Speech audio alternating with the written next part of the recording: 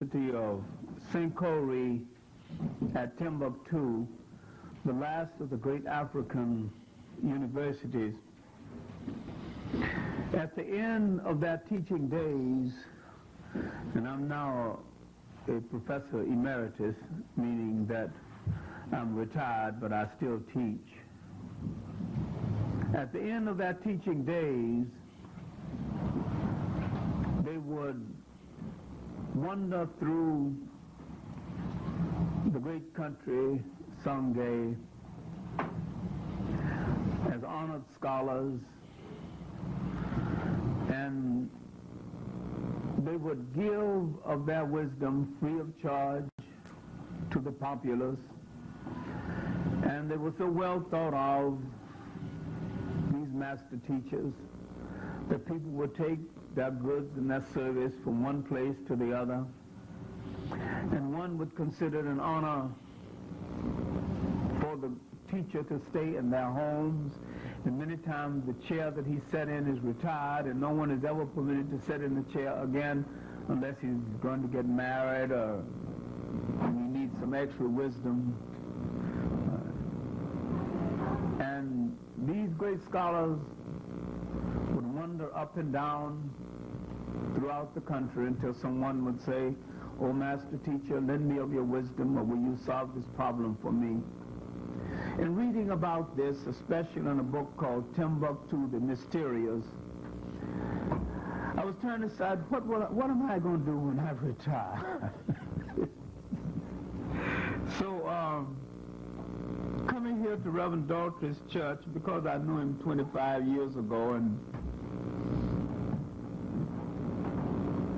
because I've related to him through the years in his different fights and different struggles, and had a great deal of respect for the energy he still got. Most of mine I've used up. Coming back here to this church and my relationship to him and his effort, I seem to have fulfilled to have more time to teach among the populace and to teach the subjects that you otherwise would not have the time to teach. Now tonight I am taking a subject that might be strange to you, because most of your life you have been trained in an atmosphere that would tend to make you believe there was nothing of substance before Christ. You look at the world before the European concept of Christianity as a barren world without substance and without spirituality. That is unfair, because that world had more spirituality before the formation, the Western formation of religion, than it has right now. Now, I must distinguish between what I'm talking about so you can understand. I am talking about the European formation of Christianity as against the presence of the spiritual elements in the world that went into the making of the religion, such elements being already in existence 3,000 years before Christ. John Jackson, one of our leading writers, has written a new book called Christianity Before Christ. A lot of people will not read the book solely because they think it offends them. It is an excellent book, because he is not saying there was no religion before Christ. He is saying that the same elements, the same teachings that went in ultimately into the formal making of the religion you call Christianity already existed and that what you are dealing with is the formalization of the religion as against the existence of the elements that went into the making of the religion. All we are dealing with are the steps of the development.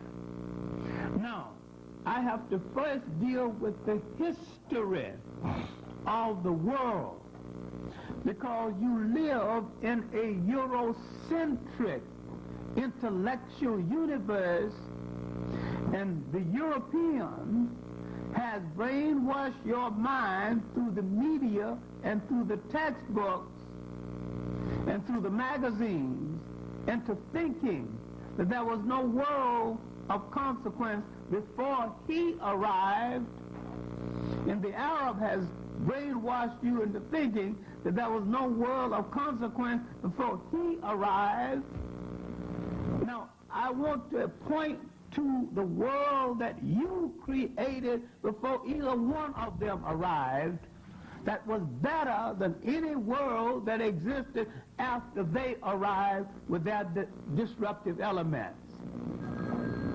And I want to show you how to separate Islam from Arabism and how to separate Christianity from Christendom. Christianity is a religion. Christendom is a European political instrument.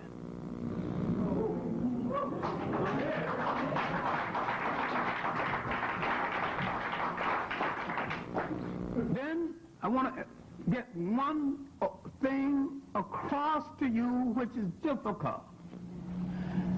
That there's a certain kind of cold, brutal mentality in all Europeans, of all persuasions, of all colors, of all politics, that you have to understand. They never worship anything.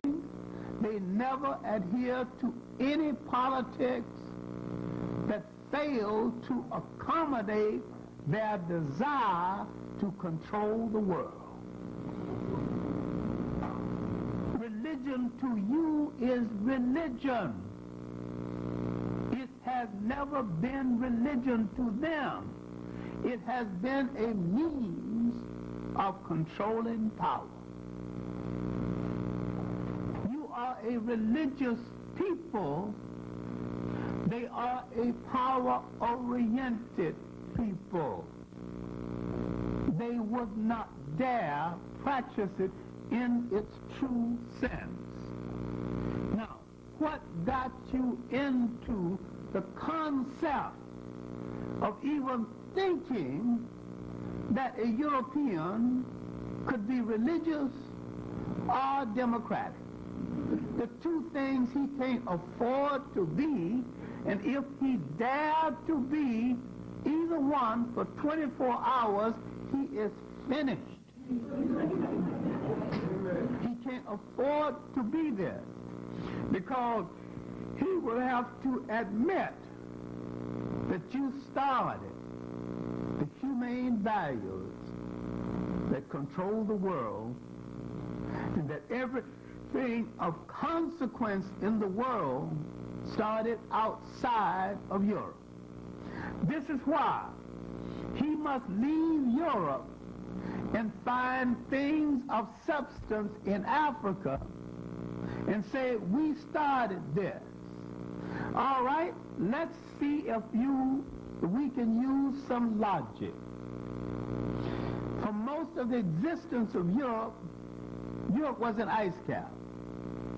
Why would Europeans get from under the ice cap, go all the way to Africa, develop a civilization better than anything ever existed in the world and more durable because it is still standing after 1,000 civilizations has come and gone and fell? Why would he come from under that ice, find a great civilization, go back back under the ice and stay under there for 3,000 years before he built a shoe in Europe or a house with a window.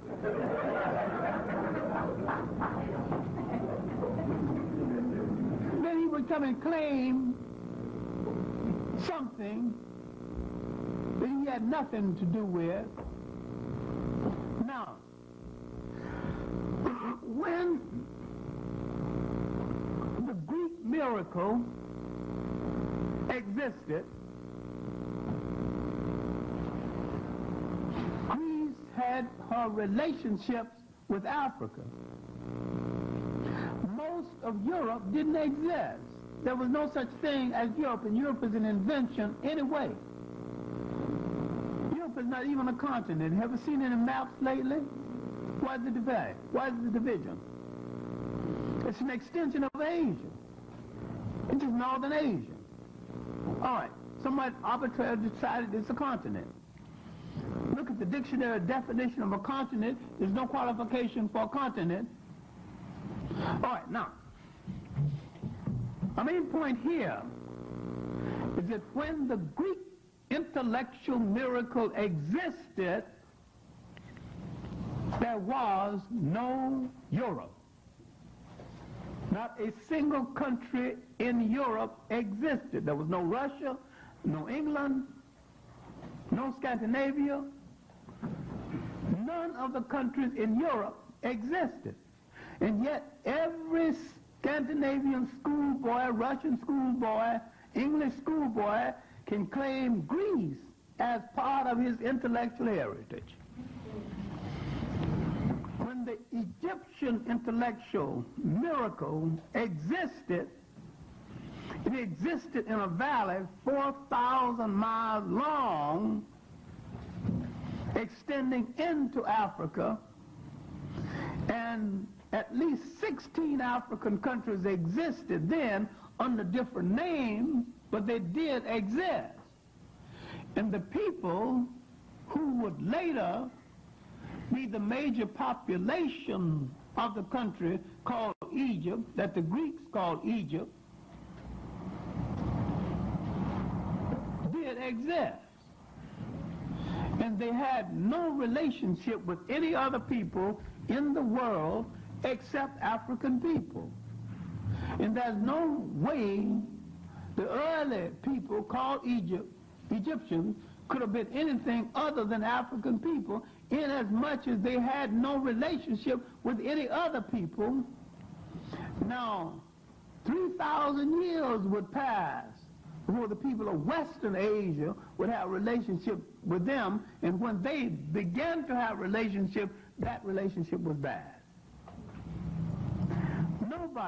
Nobody ever did African people any favor. Everybody ever came into Africa came in to take something. And African people don't owe anybody anything. Now, if you understood this, maybe we could free ourselves. We are totally an unobligated people. We don't owe anybody anything anywhere, left or right. Everybody that has come among us have come among us to exploit us, and they have exploited us successfully.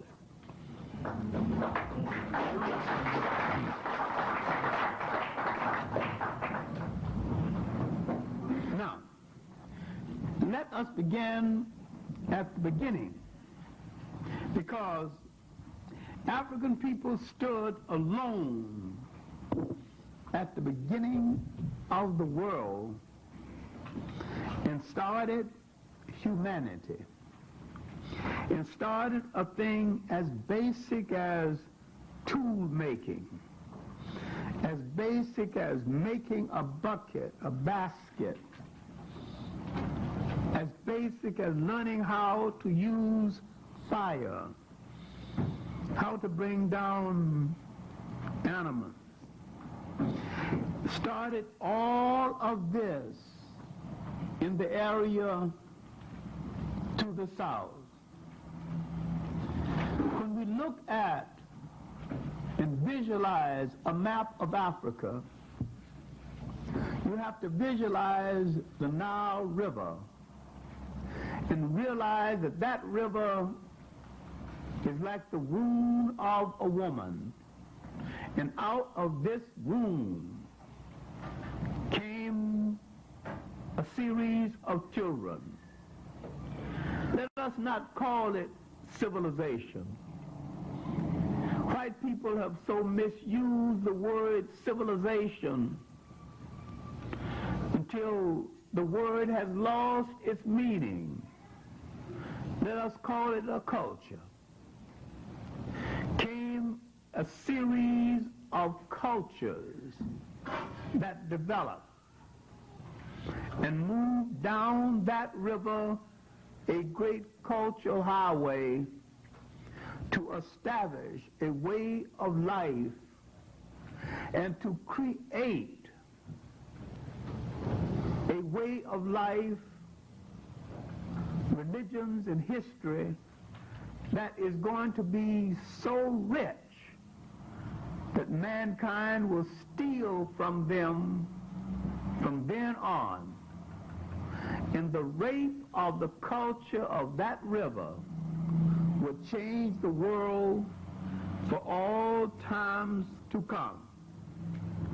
Now, when a people are lost from their cultural moorings, living in another people's country, or living in a country ruled over by another people, worshiping a God chosen for them by another people, worshiping a God that don't look like them, wearing clothes not of their design, living in a culture that don't belong to them.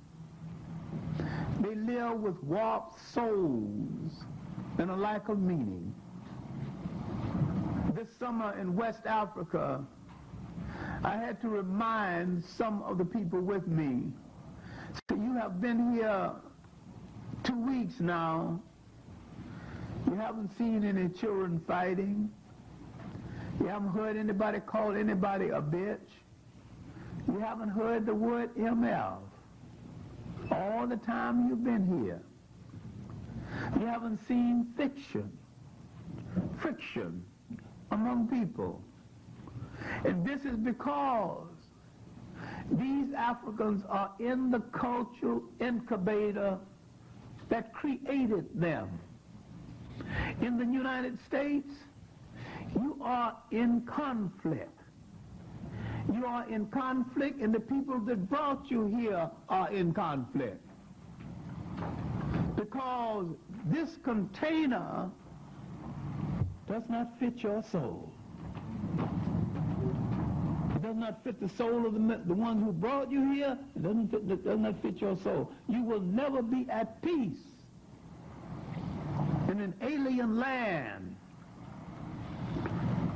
where you must compete for everything. You must compete for your bread, must compete for your apartment, must compete for your man, must compete for your woman, compete for your water. Everything you've got to compete with somebody for. Nothing comes automatically. Nothing is built into the culture itself. You came out of a culture where certain things are assured by virtue of coming out of the culture. And you didn't have to fight for them. Because if you obey the laws that govern the culture, the material resources of the culture, based on your need, came to you automatically. These were things of a socialist nature that existed in a culture not only before Karl Marx was born, but before Europe was born. This is why the African states trying to be communists are making a mistake, and this is why all of them will fail. Because the European concept of communism is alien to the soul of Africa. You take the African concept, and it's going to work. because it was there all along. Because it's a concept that's based on the African culture, in the African indigenous religion, in the African basic humanity. When you take this artificial Western junk, that you're going to build something on it, you're in trouble, because nothing builds on it. You try to build a house on sand. The foundation is not there. The culture foundation is not there. Now, I realize in a lecture like this, people will hear what you did not say and will stubbornly refuse to understand what you did say, because they have been trained in a certain way, and they have certain images in their mind, certain concepts of the deity they can't get out of their mind. They can't let go the blonde, blue-eyed Jesus the Jewish mythology gave you, who don't even look like a Jew. It's hard to release it from your mind. And you will have less respect for your father in your home until you give up that image. All people in the world paint the deity to resemble the father in the home. There's only one exception: you in the United States.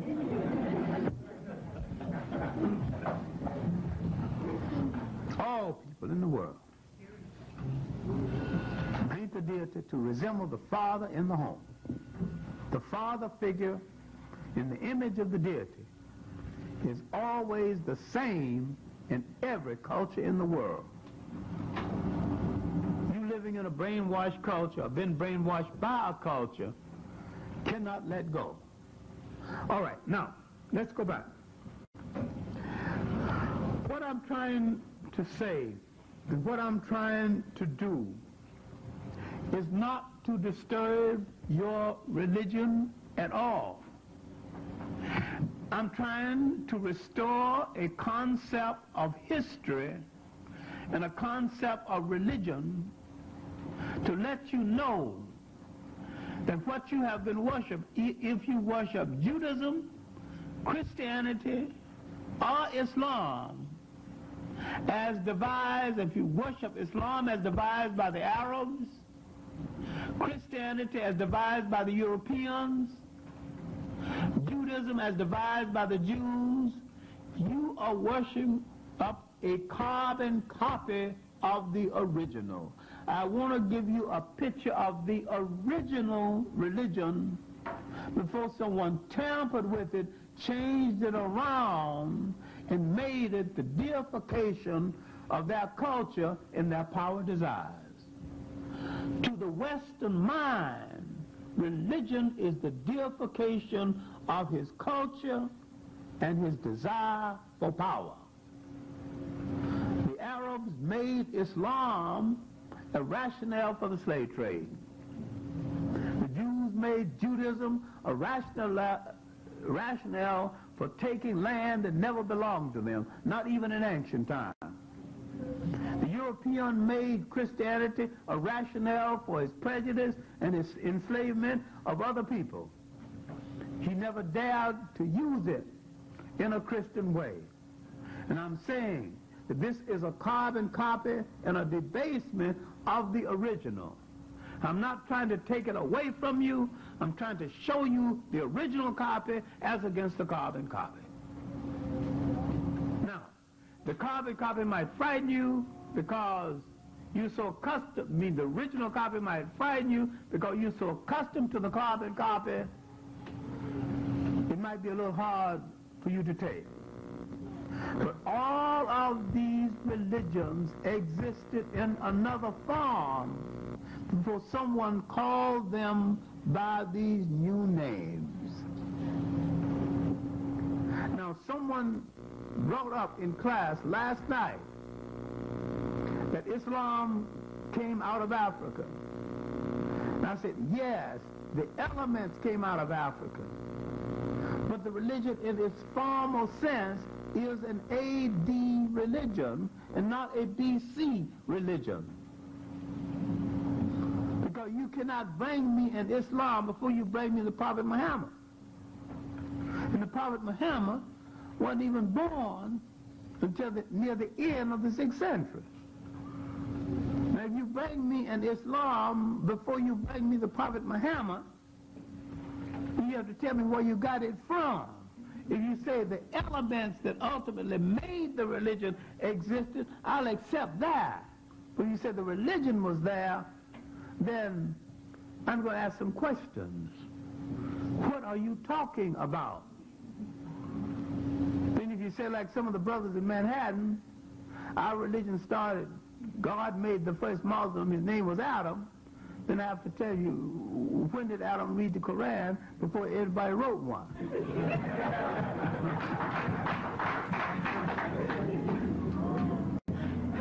Everybody thinks his religion was there forever, and it is not necessary for your religion to have been there always to be true to you or good for you if you decide that it was good for you.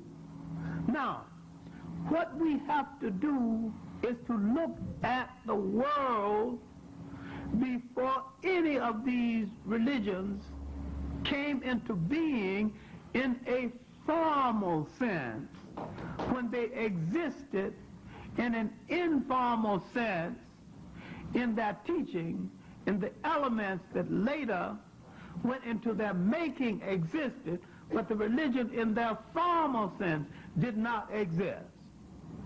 And look at now you have to look at the making of the elements in the Nile Valley, the making of the great religions and the great spirituality of African people, when African people had no one in the world to depend on but themselves.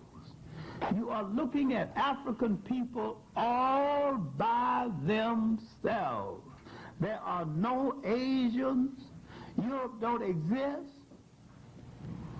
There are nobody involved in this great intellectual show but African people.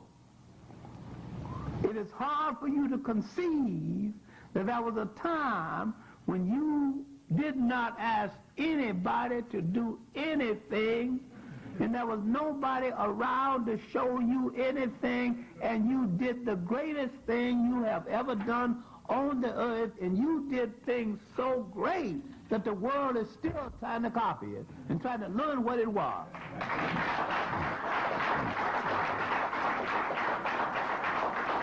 And you letting your children come home from school saying that mathematics is hard, he can't add 9 times 9. Said, damn it, if those people built the pyramids before Westerners had shoes, don't be telling me that mathematics is hard. We invented it. And what happened to you is that someone made you lose your confidence in yourself. This is how the European rules the world, by making people lose their confidence in themselves. And once we restore our confidence in ourselves, we're going to first take over ourselves, then we're going to take over the world that we need to control, the big continent of Africa. Then we're going to start with a safety pin, go to a locomotive, and make every damn thing else in the world we need to make. And we'll take off all the clothes we didn't make and start making them ourselves. But in the years, in the thousands of years before anybody broke our confidence in ourselves, let's have a look at what we did as a people before any other people interfered with us. Let's look at that history. All right. In the Nile Valley, in the upper end of the Nile Valley. Now the upper means lower to you. The Nile Valley, the Nile River is a contradiction. Most rivers of the world starts in the north and flows to the south. The Nile Valley is a contradiction. It starts in the south and flows to the north. So when I say upper, I mean down south, Uganda, Tanzania, Ethiopia. That's upper. That's where it starts. Those great lakes in the mountains, Lake Tanner, and all those feeds and tributaries that makes the Nile, and it flows to the north. So that's where the culture starts. 4,000 miles before it dumps into the Mediterranean, somewhere near Cairo. All right? I'm talking about the upper, and that's where the incubator that started, that sent the baby down the river to get Egypt started thousands of years before.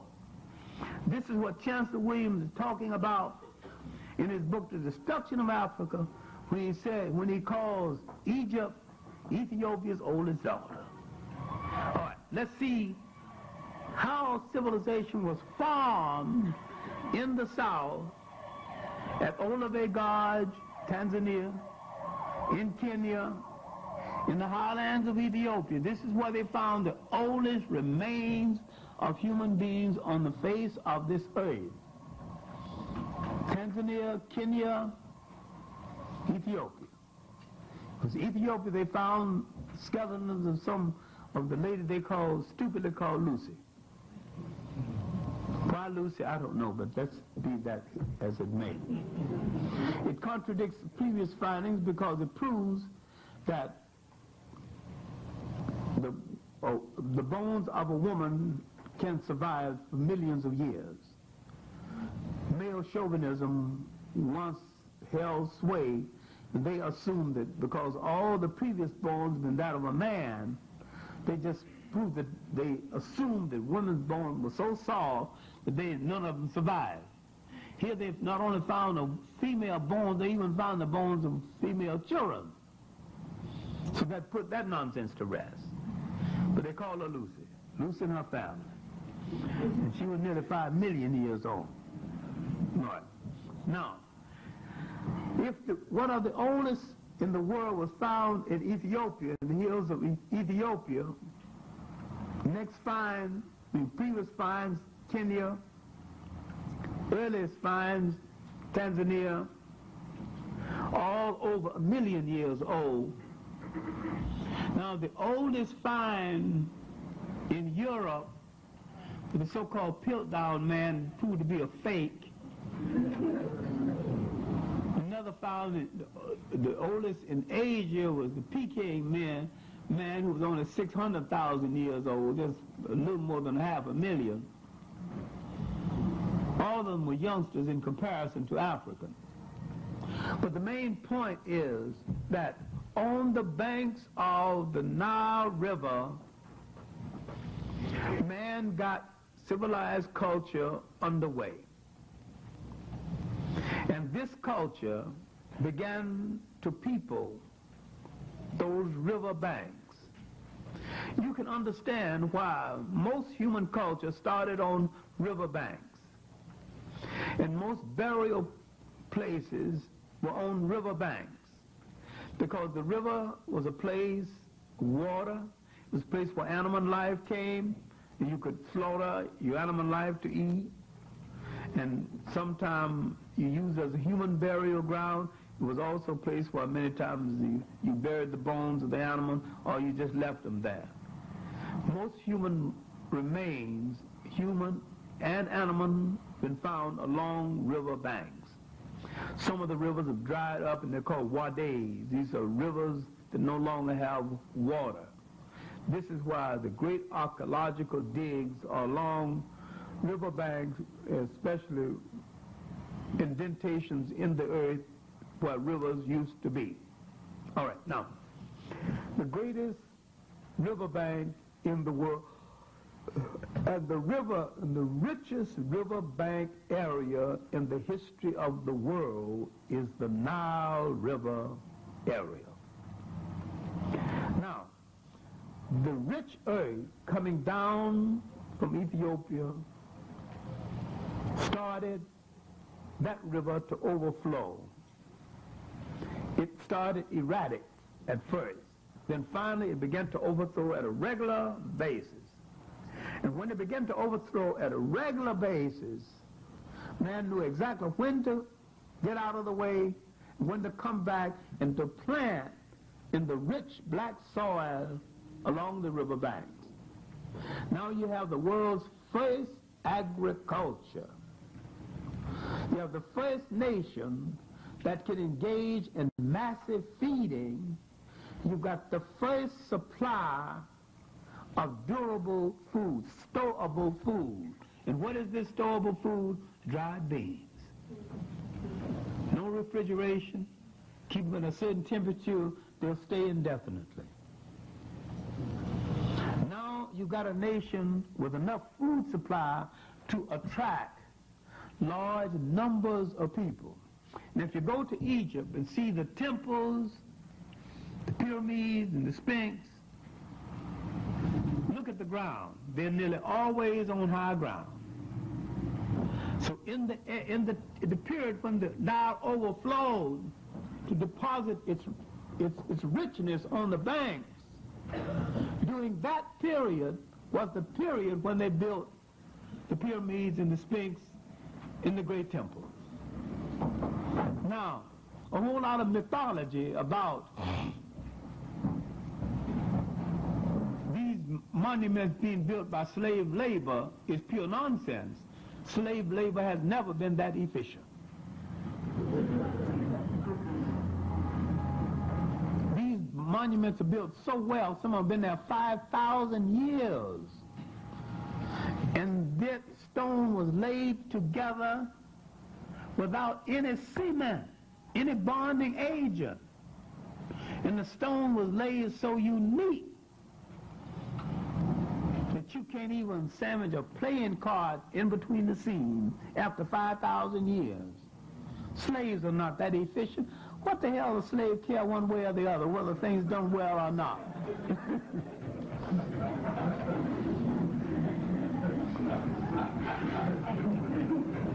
Now I'll come to the point about whether the Jews were slaves in Egypt. It's not going to take me long to dismiss that one, you know.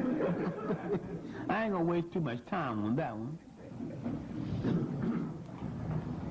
But now, let's see the development. Now, when you meet the people later called Egyptians, remember the Egyptians never called that country Egypt. This is a Greek name. They call it Tamari. They call it Sais. They call it a number of names, but never Egypt. The ancient Hebrews call it Miriam, Mizraim, but never Egypt. The Greeks call it Egyptus, and it later became Egypt. The Greeks were great namers. The Romans were great renamers. They wasn't very smart. Not very smart today.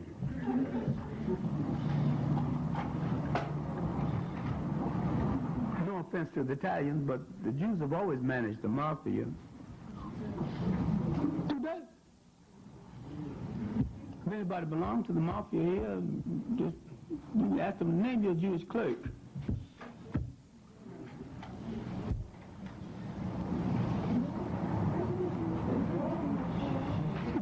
Italians manage the mafia? You think they're that smart? Come on. All right, let's go on with the lecture.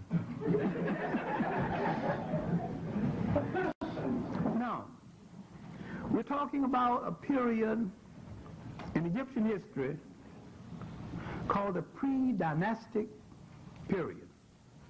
And we're trying to explain something which a lot of teachers go over without explanation.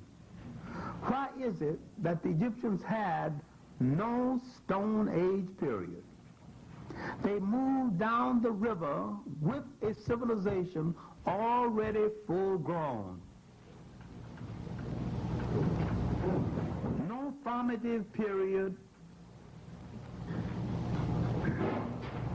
They had their development in the south. When they moved from the upper to the lower, to the period, to the place called Egypt, the question about formativeness, early civilization, was settled. Now, what now must they settle? Pre-dynastic. Pre-dynastic means, first place, what is a dynasty? A dynasty is nothing but a family. Pre-dynastic means this is the period before they decide which family is going to be in charge. And once they decide which family is coming to power and how they're coming to power, they start the dynastic period. And now they're on the way. In that first dynastic period, about 5,000 years ago, would bring to power a king called Minos in the north, called Numa by the southerners. He must have been a king of some substance, otherwise they would not have built an entire city in his honor called Memphis, not Tennessee, Memphis in Africa, long before America. Now the second dynasty wasn't impressive, but it was a holding dynasty. I mean, things didn't get worse, didn't get better, didn't get worse. That's what you mean, a holding dynasty. But when we come to the third dynasty, 2,800 BC, now we have to pause. Now we've got to slow down. This is one of the great dynasties in history, not because it was just a dynasty, but because of the certain personality that emerged during that dynasty that influenced the world of today. The king was Zusa. The personality that was his grand vizier, our prime minister, was a multi-genius named Imhotep.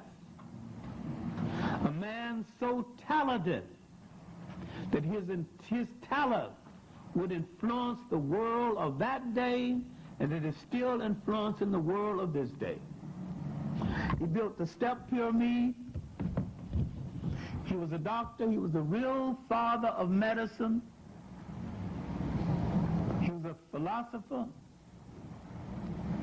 He started the gathering of the intellects that later resulted in the establishment of the mystery school in the Great Lodge at Luxor.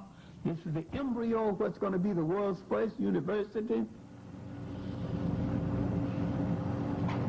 He lived 2,000 years before the Greek, who's called the father of medicine, and he was the real father of medicine.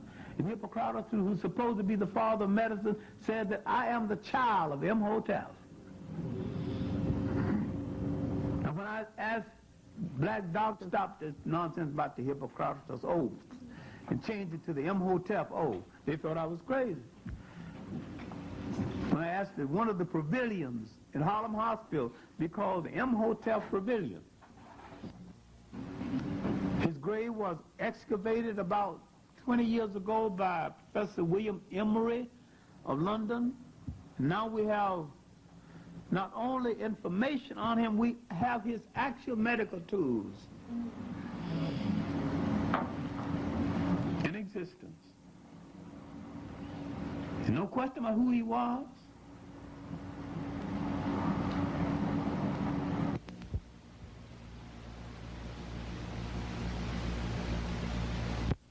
In the air was no Greece. Greece didn't exist. England didn't exist. They were in caves painting themselves blue.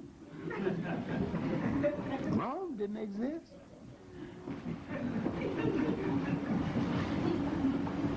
We're talking about time there wasn't no Europe.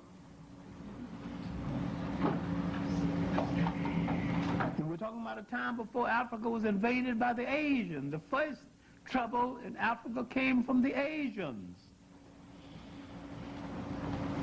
All right. That third dynasty, the Builders dynasty, the step pyramid would set in motion the concept of massive building, massive temple building.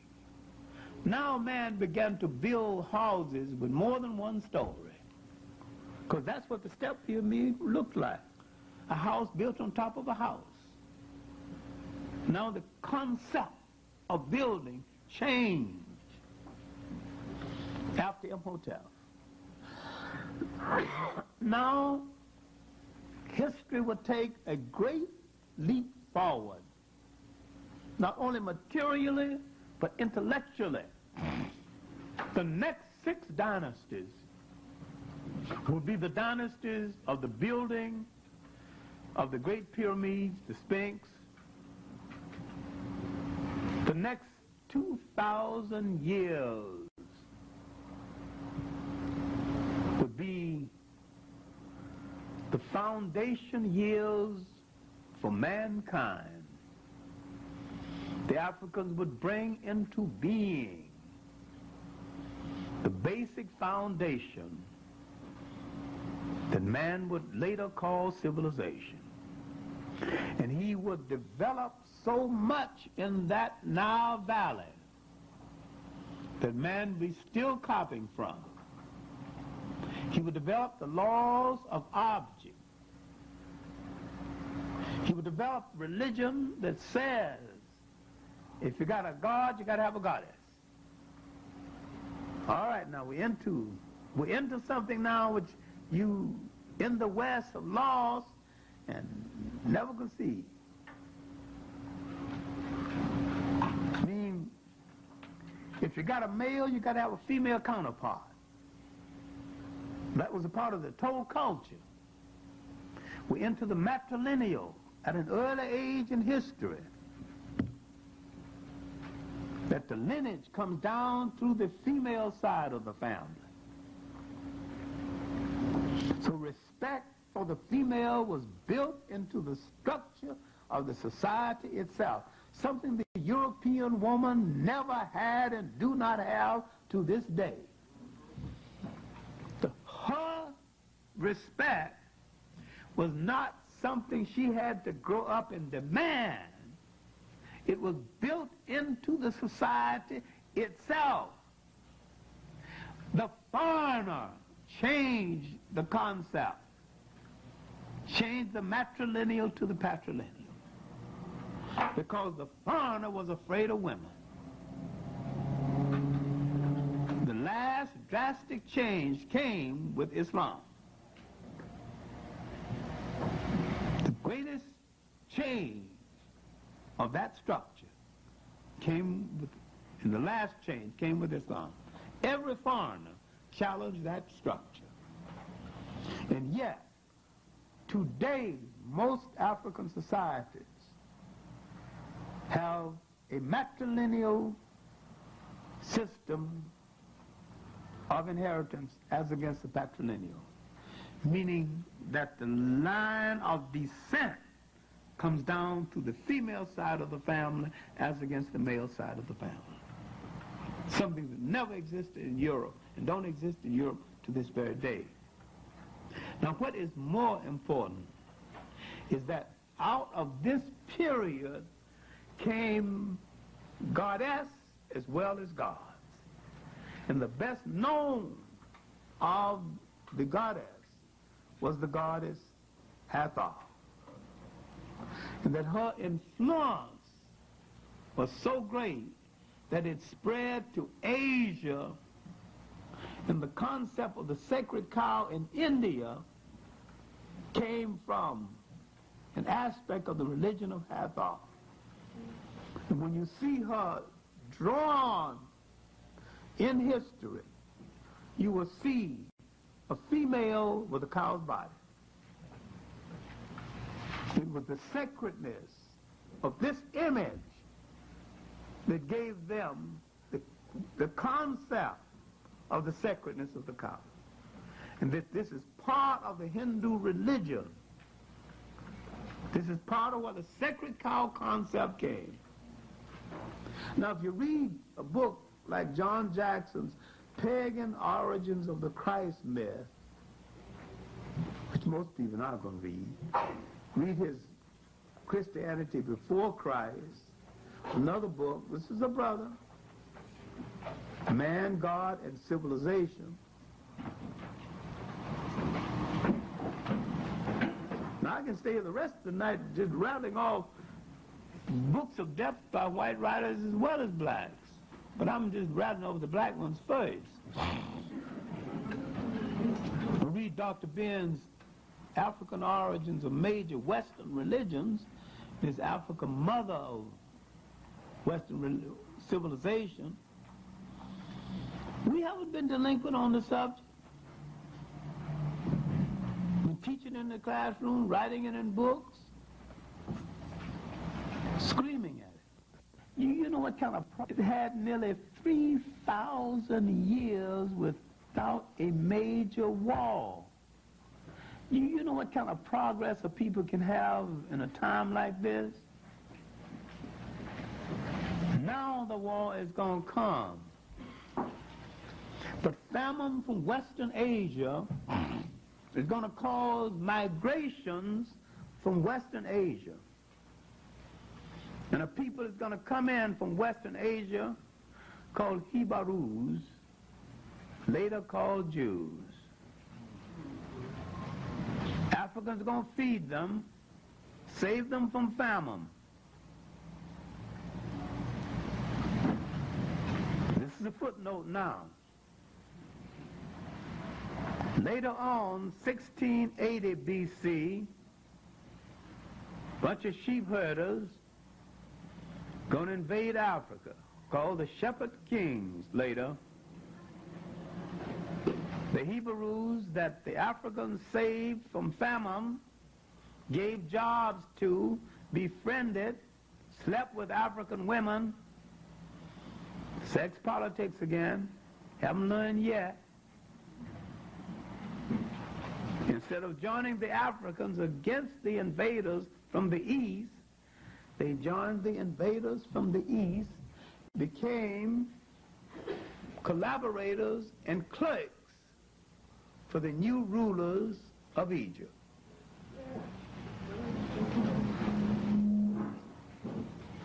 Now you think if Jesse Jackson knew this, he would apologize for using the word army?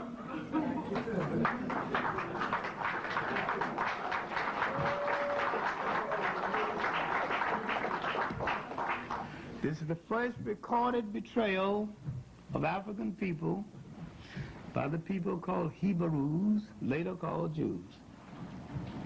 Okay? I'm saying you never had any friends, you haven't got any now. If you want any, look in the mirror.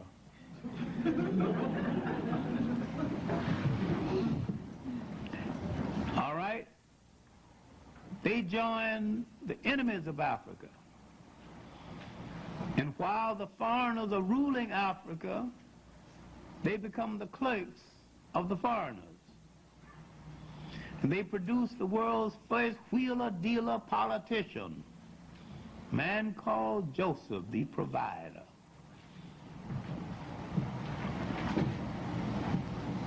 Then, as the Bible said, Joseph dies, Joseph's people dies, then a king arose who knew not Joseph. Now, let's locate the king who knew not Joseph. Let's look at the biblical side, then let's look at the pure history side. Who was coming to power now? King who knew not Joseph. From the south, every time North Africa is in trouble, the king comes from southern Africa to rescue. Moses came up, kicked out the foreigners, and brought the Seti kings to power. And from the Setis would come the mighty 18th dynasty, Now that the foreigners are gone, the Africans looked around and saw the friends of the foreigners. So what you still doing here? Now, but the African in his customary generosity said that those of you who wish to obey African law may stay, though you betrayed me. Those who do not wish to obey African law will have to go. Now you have another version of the Exodus. You can take your version, I'll take mine. Those who decided they weren't going to obey African law left. Those who decided they would obey stayed. There was a 16-mile land bridge connecting Africa with Western Asia. So nobody had to leave by sea. Now, while there in Africa, they copied a lot of African folklore and mythology. There in Africa, they became a people. There in Africa, they entered world history.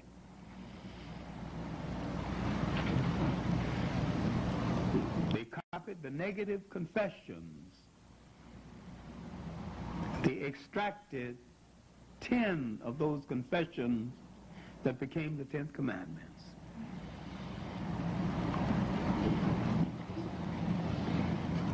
An Egyptian prince who grew up in the house, the royal family,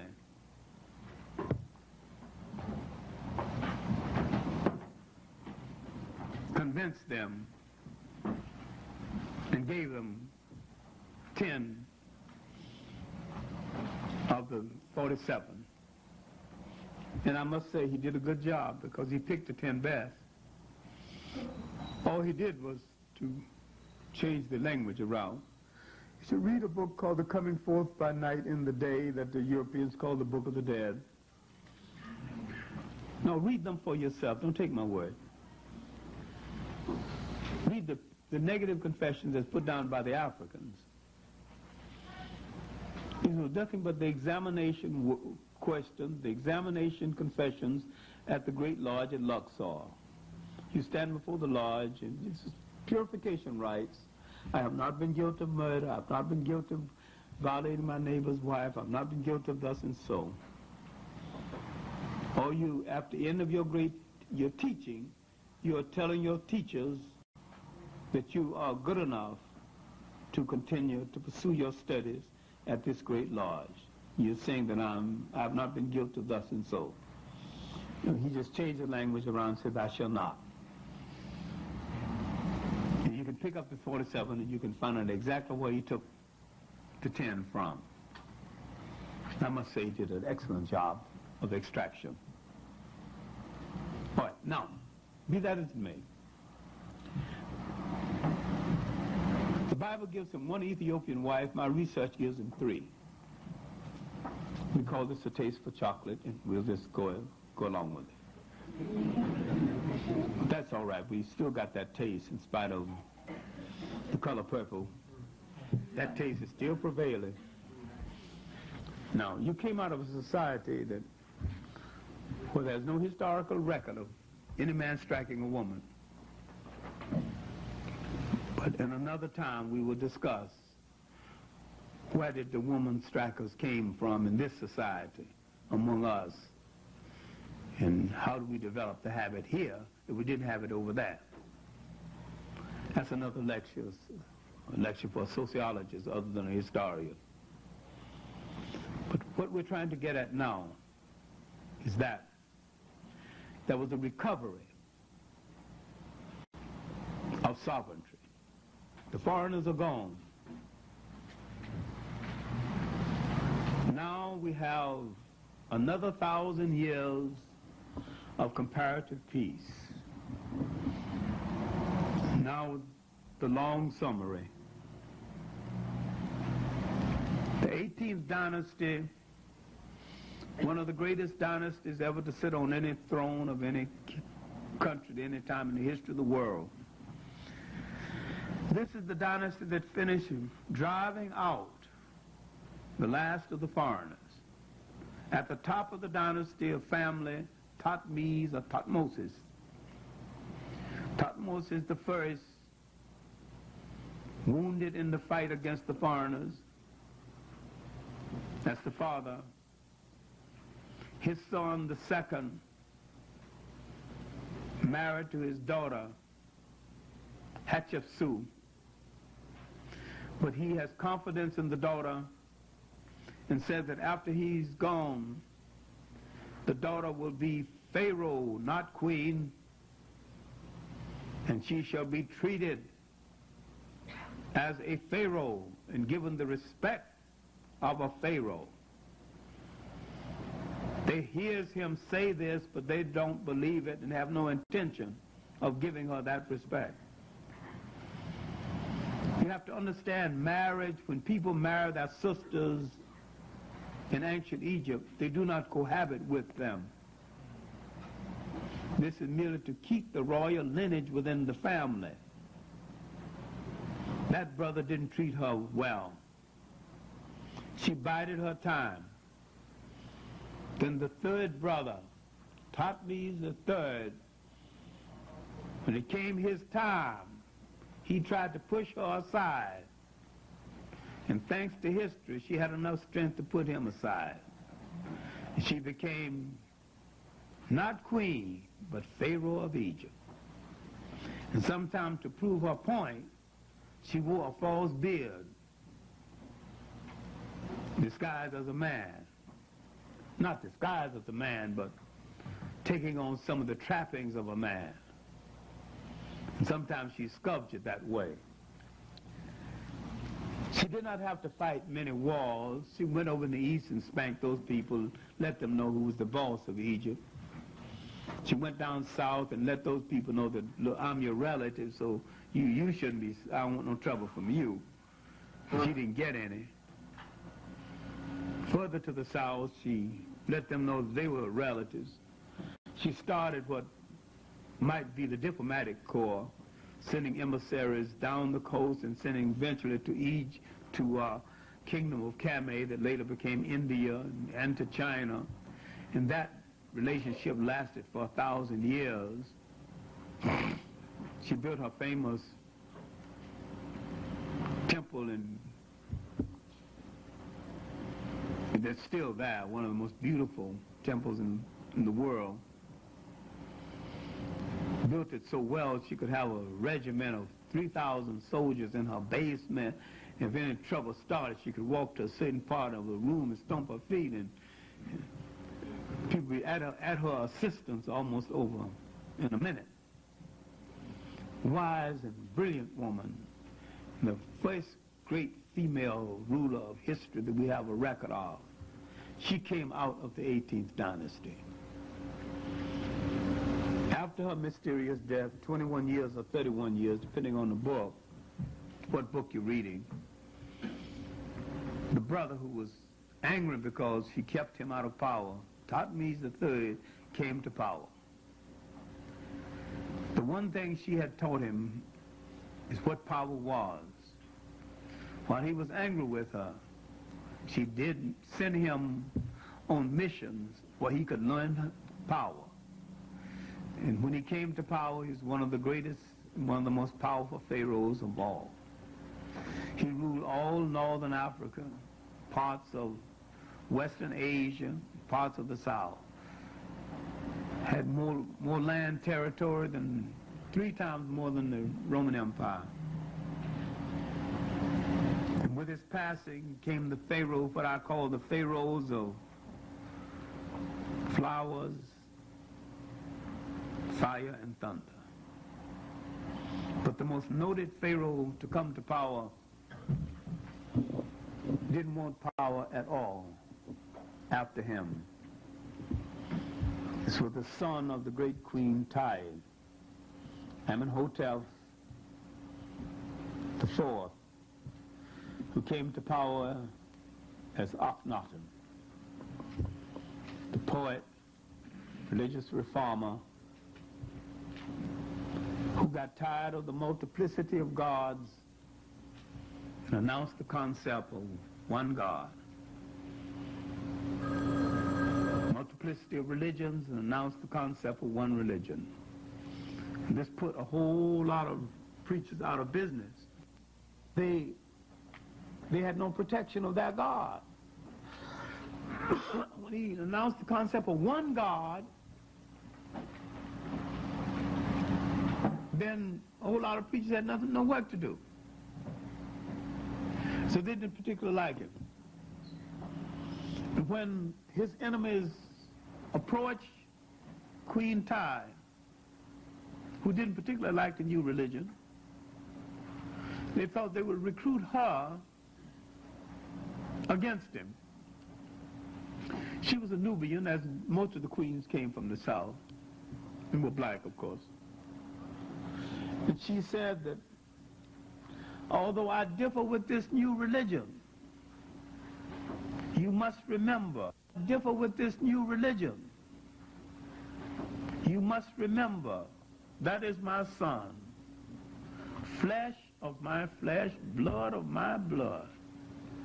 And if you harm so much as one hair of his head, Queen Tai, let it be known that her disagreement with the new religion did not mean that she would take sides against the enemies of her son. That her disagreement was a private matter, but her defense of her son was another matter. And he lived with his wife, the beautiful Nefertari. He humanized the Egyptian monarchy.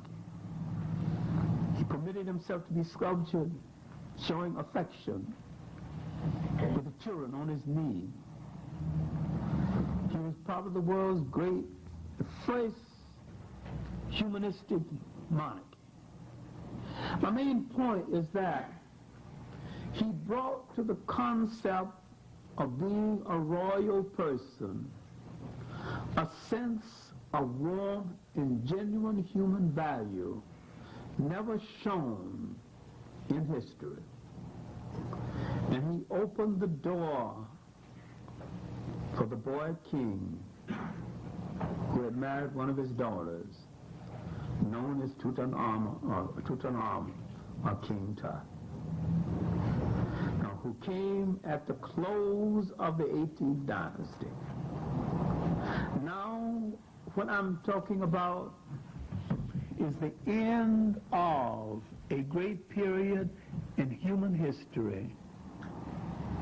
At the close of the 18th dynasty, the period of great religious reform, now we would have still another great dynasty, the dynasty of the Ramesses. And this dynasty would be the last great dynasty in Egypt and in the Nile Valley. The last purely African in every way. And out of this dynasty would come a series of kings called Ramesses, but Ramesses II would be the greatest. And he would rule with a Nubian queen, Nefertari. And this relationship did not start in love. Those Nubians had come and beat the hell out of the Egyptians, and the only way they could stop the war is to marry one of those Nubian women. And he thought so much of her, he would build a temple for her equal to his at Abysimba on the Nubian border, the border to what is now the Sudan. This became one of the most beautiful love stories in royal history. Now the dynasty is waning, and the power and the structure is moving once more toward the south, toward Ethiopia, that will send many kings and queens, the best known in history, but not the best. It's a queen named Makeda, better known as the Queen of Sheba. Now, the story of the Queen of Sheba and Solomon is too well known, and most of it's a fake anyway. Partly Jewish folklore. Sir Henry Boyd has written a much better story, and Pankhurst in her history, cultural history of Ethiopia, has written also a good story on this. Now, because I'm a classroom teacher, I have to distinguish between folklore and fact. When I read the biblical story, then I have to go back and read the pure history story without the mythology. So in the classroom, sometimes I say, this is the biblical story, this is the pure history story. But I've got to give the pure history story in the classroom. When I give an exam, I never give an exam on the biblical story. I give an exam on the pure history story, not on the folklore. Because I know I have to distinguish between one and the other. Now, my point is that Egypt grew weak. The last 4 dynasties between 20 and 24 were weak dynasties, what I call holding dynasties again. Egypt grew weak. Its influence in the south was barely tolerable. Now 3 great generals moved up from the south and took over Egypt. Starting 751 BC. Now the great light is going out. The first general is Castor. After Castor, Pianki, who ruled as long as he wanted to, retired to the south. Arthur Wagel and his great personalities of antiquity calls his chapter on Pianki The Adventures of a Nigger King.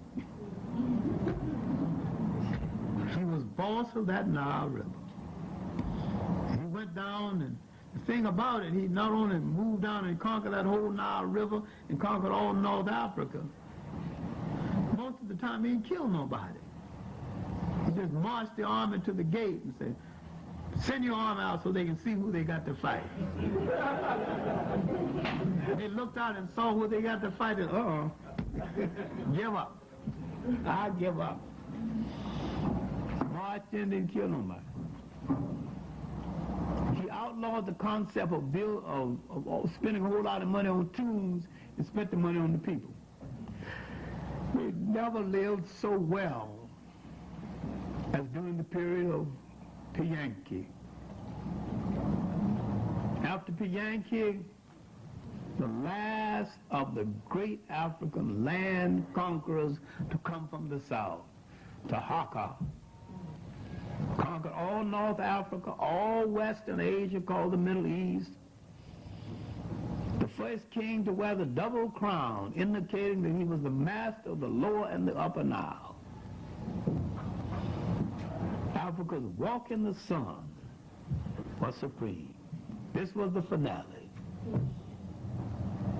Now, you can say it fell, but remember, it lasted over 5,000 years and fell. That's a long time. And after it fell, for 6 more dynasties. These were the dynasties of the bastards. Mixed Greek, mixed Roman, mixed everything. Sellouts. Alexander would come, marry so many of his Greek generals into Egyptians. They would start fighting among each other. And these silly Europeans did not understand when you marry your sister, you didn't go to bed with her. They started going to bed with her. Didn't understand the custom, didn't understand the culture. Then began to murder each other. And Cleopatra, we won't get into this too deeply because Cleopatra was actually married to Caesar, and she was actually married to Mark Antony, because the only way you could wield power in that day, you had to be married into the royal family.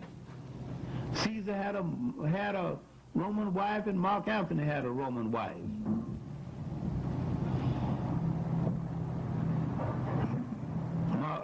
Cleopatra was jiving both of them. But for her wares, she got Caesar and Mark Antony to keep the worst aspect of Roman colonialism from the backs of her people. You can say that she sold her charms to save off the worst aspect of woman rule for her people. Then I can say that, well, she got more for it than most women. Did more with it. She held an empire at bay. Jived old Caesar and Mark Antony. Mark Antony, love-struck fool, she told him not to face Octavius, who's going to become Caesar Augusta later. Caesar Augusta, Octavius was the brother-in-law of Antony's Roman wife.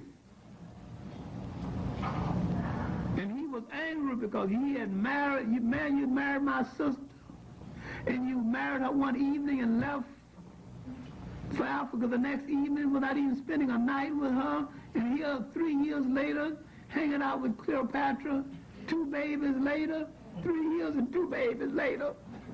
How dare you hang out here with this African harlot and my sister pining away for you in Rome? But he was to meet his brother-in-law on the field of battle with a scrubby Egyptian army. He would throw that against that mighty Roman army. And of course he would lose. Then Cleopatra would fake it suicide, and he killed himself thinking Cleopatra is dead. And in his death agony, he found out that Cleopatra is not dead. Now, Cleopatra trying to jive Octavius, who hates her guts, because she took the man from his sister. You got to study history and the gossip of history.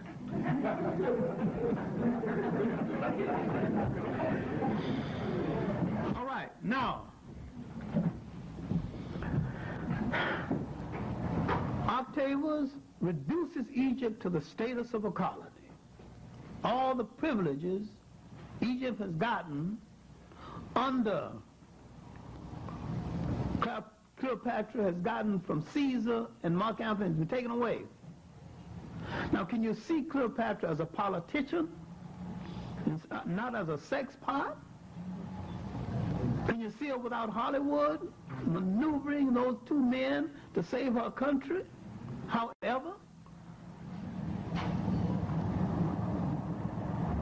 but now Octavius moves down to Ethiopia, one of the Candace queens. He falls in love with this one, tries to knock over her country, and she knocks over him. And never let him speak to her directly once. Every time he wanted to speak to her, he had to speak to her language. Because certain royal people don't let you speak to them directly.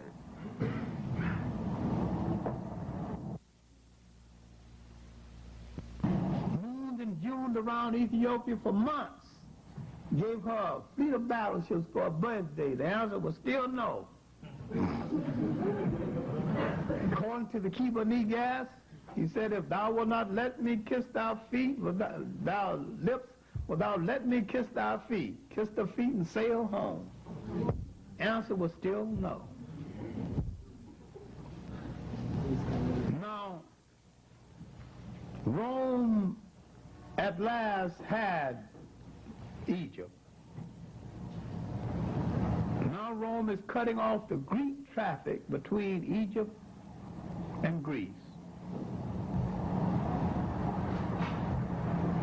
Cleopatra couldn't possibly have been Greek because the traffic had been cut off before she was born. She was Greek in name only. Not worth an argument one way or the other. It takes a Greek to get a Greek, and there weren't no Greeks around to get her when she was born. The Greek blood was very thin in the first place. It was only about 30 generals married into the Egyptian monarchy. This is not the fact. This is not what I'm driving toward. The Romans craved another part of Africa, craved a city called Carthage. Craved it because it was the leading commercial city in North Africa. And it outrivaled Rome. And they spoke to each other in the morning. They were so committed and so obsessed with its destruction. Good morning, Roman citizen. Carthage must be destroyed. Yes, Carthage must be destroyed. They never answered why. Europeans never want to share. They want everything. Hannibal took the war to them. And for nearly 20 years, he held them at bay. Finally, worn, getting old, they pushed the old lion back home. Now, in partial defeat, he looked for 2 Africans to assist him, and they failed him. Scipio Africus and Maecenacius. And when they failed to hold his flanks and the Romans came down on him, he took some dependable African poison and called it a day. With the passing of Hannibal, the last great African military genius of the ancient world was gone. The Romans destroyed the city, plowed salt into the earth. This was the Asian orange of that day. Now the Romans had North Africa. So accustomed to killing, they began to kill animal life wholesale.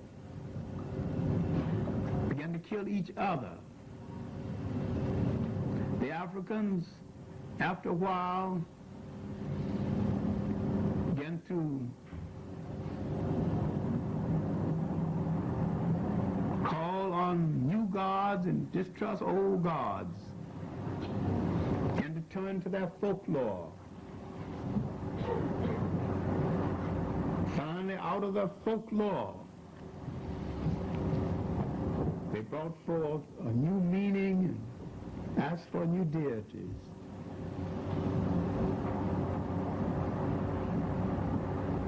But on the eve of this happening, the Romans were making jokes of their weakness because they were worshiping gods that breathed fire and glorified murder. The God that suits the European temperament, gods that breathe fire and glorified murder. The Christian God never suited his temperament then, don't suit his temperament now. And probably never will. He came out of a thawed icebox, and he has a temperament that is at war with harmony of the earth. The African values and the African concept of spirituality produced a religion that is at harmony with nature. That is the basis of the pre-Christian African religions. That is the basis of the elements that went into the making of the religion that became Christianity. That man must be in harmony with nature. Man must not be in a violent struggle against the elements. And that man and God and nature are in partnership one to the others. And all of the elements work with man, and all life is linked together in cause and effect. In a harmonious chain, there was no death, but a continuation of life. And the European concept of life is a violation of harmony. When you look at Russia and the United States, look at their struggle to control the world, it makes no sense. It is out of harmony. Not only with nature, it is out of harmony with common sense. It is a violation of nature to poison the air, to endanger babies. Nature gave you fresh air to breathe. You throw everything out of harmony when you put poison in the air.